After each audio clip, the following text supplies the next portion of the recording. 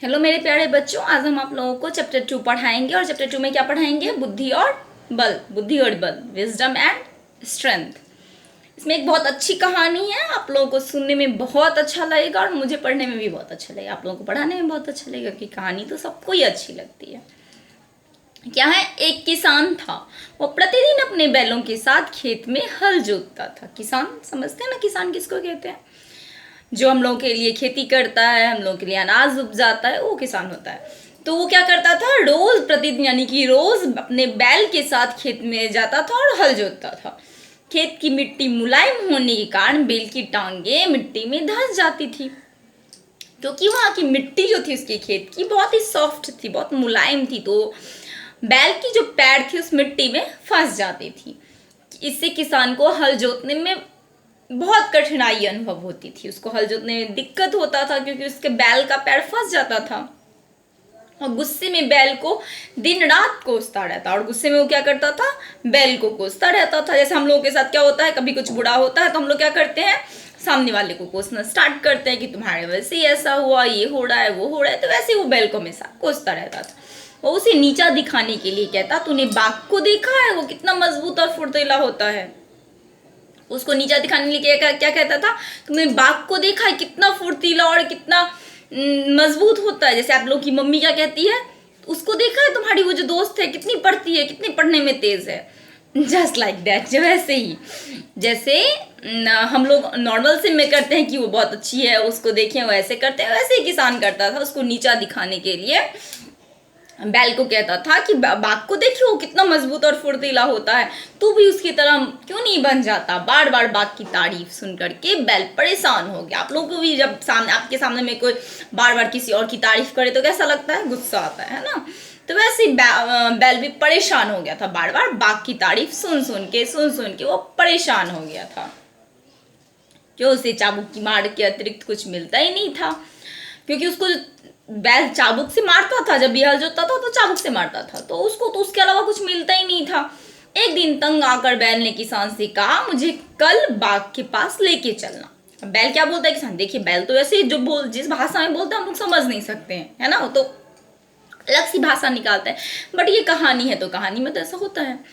तो बैल एक दिन किसान से बोलता है कि तुम मुझे बाघ के पास ले चलो, फिर देखना कि हम दोनों में से कौन अधिक बुद्धिमान और शक्तिशाली है। और किसान को बोलता है, बैल तुम मुझे चलो तुम बाघ की बहुत बड़ाई करते हो, बहुत तारीफ करते हो ना, चलो मुझे बाघ के पास लेके चलो, फिर हम तुमको बताते हैं कि कौन ज्यादा बुद्धिमान और शक्तिशाली है। अगले दिन किसान प्रातः काल बैल को बाघ की गुफा के पास ले गया। सुबह सुबह अगले दिन क्या किया, किसान उसको लेकर के बाघ की गुफा के पास चला गया। जैसे ही बाघ को बैल की गंध आई, वो गुफा से बाहर आ गया। जैसे आप बाघ और शेर सबको क्या होता है, अपने शिकार की गंध लगती है, तो उसको गुफा में बैठे बैठे बैल की गंध लगी, तो अरे सोचा, अरे मेरा तो शिकार आ गया, मेरा तो खाना आ गया, चलो निकलते हैं। तो वो बाघ क्या किया, गुफा से बाहर आ गया। बैल की तरफ लपका, बैल की तरफ झपटा की, ताकि वो उसको मार सके और अपना पेट भर सके। पर बैल अपने पैने सिंह को हिलाते हुए बोला, आज मैं युद्ध करने नहीं आया हूँ। वो बाघ से बोलता है कि मैं आज तुमसे लड़ने नहीं आया हूँ। 3 दिन तक तुम अपने दांत को तेज करो, मैं अपने सिंह को तेज करता हूँ, तब हम दोनों युद्ध करेंगे। लेकिन आज हम तुमसे लड़ने नहीं आए हैं, 3 दिन तक तुम अपने दांतों को तेज करो और मैं अपने क्या करूंगा, सिंग को तेज करूंगा। उसको सिंग होते हैं ना, बाकी तो सिंग नहीं होते हैं। तो तुम अपनी दांतों को तेज करो, हम अपने सिंग को तेज करेंगे। तो अब हम 3 दिन के बाद हम लोग युद्ध करेंगे। ठीक है, बाघ राजी हो गया। बाघ बोला, ठीक है, कोई बात नहीं, हम 3 दिन तक अपना दांत तेज करते हैं, तुम अपना सिंग तेज करो। और गरजता हुआ अपनी गुफा में चला गया। बाघ 3 दिनों तक अपने दांत को तेज करता रहा। अंत में उसके दांत उस तरह से भी ज्यादा तेज हो गए। अब वो अपने दांत को रोज रोज 3 दिन तक तेज करता था, तो उसके 3 दिन के बाद उसके दांत क्या हुए, उस तरह से भी ज्यादा तेज। उस तरह समझते हैं ना, वो जो होता है बाल काटने के लिए जो यूज किया जाता है हजामत में, तो उसको उस तरह कहा जाता है, उससे भी ज्यादा तेज हो गया। बैल को अपने सिंग तेज करने में केवल 1 दिन लगा। बैल क्या किया, अपने सिंग को तेज करने के लिए सिर्फ 1 दिन दिया, और 3 दिन तक तेज नहीं किया। बाकी 2 दिन वो अपने शरीर पर घास की तहे लपेटता रहा। बाकी 2 दिन वो क्या किया, अपने शरीर पर घास लपेट रहा था। 1 दिन वो सिंग को तेज किया और 2 दिन वो अपने शरीर पे घास को लपेट रहा था। वो घास की परतों का कवच काफी मोटा हो गया, क्योंकि वो 2 दिन तक घास लपेट रहा था, तो घास का जो परत है वो मोटा हो गया। तो अपने उसने कीचड़ में लेटकर अपने बदन पर चिपकी घास की तहों पर कीचड़ की परत चढ़ा ली, क्योंकि उस पे घास लपेटा हुआ था उस पे। उसके बाद वो क्या किया, कीचड़ में चला गया, और कीचड़ में जाने के बाद वो घास अच्छे से चिपक गया और घास दिखने नहीं लगा। उससे वो परत से वो ढक गया, उसका सारा शरीर काला हो गया। कीचड़ में लपेटने के कारण उसका सारा शरीर कैसा हो गया, काला हो गया। घास का एक भी तिनका बाहर से नजर नहीं आ रहा था।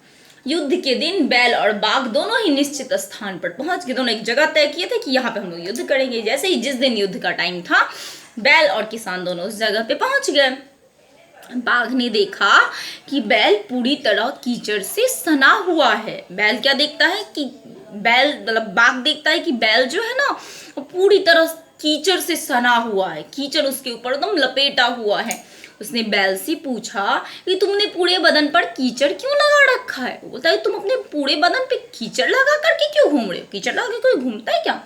बैल ने उत्तर दिया, मुझसे यह सड़ी गर्मी सहन नहीं होती, अतः मैं दिन में कई बार कीचड़ से नहाता हूँ। बोलते मुझे इतनी गर्मी लगती है ना जो सहन ही नहीं होती, इसीलिए मैं दिन में 3 बार कीचड़ से नहाता हूँ। कीचड़ से कोई नहाता है? आप लोग कीचड़ से नहाते हैं? कोई नहीं नहाता, सब तो पानी से नहाते हैं। बट बैल क्या बोला, मुझे गर्मी बहुत लगती है इसलिए मैं कीचड़ से नहाता हूँ। बाघ ने बैल के ऊपर से नीचे तक देखा। बाघ क्या करता है, एकदम आश्चर्यजनक होकर के बैल को ऊपर से नीचे से ऊपर तरफ पूरा ऐसे देखता है। उसे इसमें कोई चाल नजर नहीं आई, उसको इसमें कोई चाल नजर नहीं। बोली अरे हो सकता है इसको गर्मी लगता है इसलिए बैल अपना कीचड़ से नहाया हुआ है। बैल ने कहा, पहले मैं जमीन पर लेट जाता हूँ, तुम 3 बार मुझे अपने दांतों से प्रहार करोगे, फिर तुम जमीन पर लेट जाओ, मैं 3 बार अपने सिंग से तुम्हें प्रहार करूंगा। कि देखो युद्ध के नियम है कि मैं लेट जाता हूँ पहले, तुम मुझे 3 बार अपने दांतों से प्रहार करना, और उसके बाद तुम लेट जाना तो मैं 3 बार अपने सिंग से प्रहार करूंगा। जिसका ज्यादा तेज होगा वो जीत जाएगा, है ना। बाघ ने बैल की बात मान ली। वो बैल पर टूट पड़ा। उसने भरपूर शक्ति से प्रहार किया, अपने तेज दांतों से बैल के बदन गाड़ दिए। उसने सोचा बैल बुरी तरह घायल हो चुका होगा। वो क्या कि अपने दांतों से दम बैल को नोच रहा है। उसको लगा कि बैल तो घायल हो रहा है, बट बैल क्या हो रहा था, क्योंकि वो घास की परत उस पर चढ़ा रहा था, इसलिए उसको कुछ नहीं हुआ। लेकिन बैल जो था वो घास से अपना पूरा शरीर को ढका हुआ था, इसलिए उसको कुछ नहीं हुआ। लेकिन बैल को क्या हुआ, कुछ नहीं हुआ, क्योंकि वो घास से ढका हुआ था। बाघ जितनी बार दांत मारता वो घास पे लगता। बैल को मामूली सी खरोच भी नहीं आई। जब बाघ की बारी समाप्त हो गई तो बैल फुर्ती से उठकर खड़ा हो गया।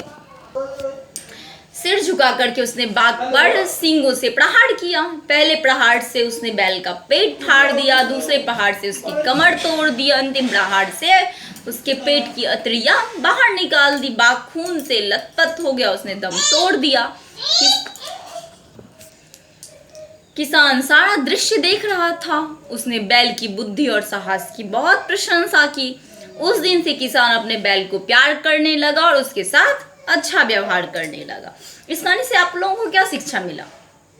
यही कि बल ज्यादा जरूरी नहीं होता, बुद्धि ज्यादा जरूरी होती है। आप बुद्धि से बल को भी हरा सकते हैं। आप बुद्धि से क्या कर सकते हैं, बल को भी हरा सकते हैं। क्योंकि बाघ जो था कितना बलवान होता है, कितना बलशाली होता है, बट किसान उसको अपनी बुद्धि से उसको हरा दिया, और इसीलिए उसको किसान का प्यार भी मिलने लगा। ओके बच्चों, इस चैप्टर में जो शब्दार्थ दिए हुए हैं आप लोग उसको लर्न कर लीजिएगा। हम आप लोगों को कॉल करके पूछेंगे। बाय।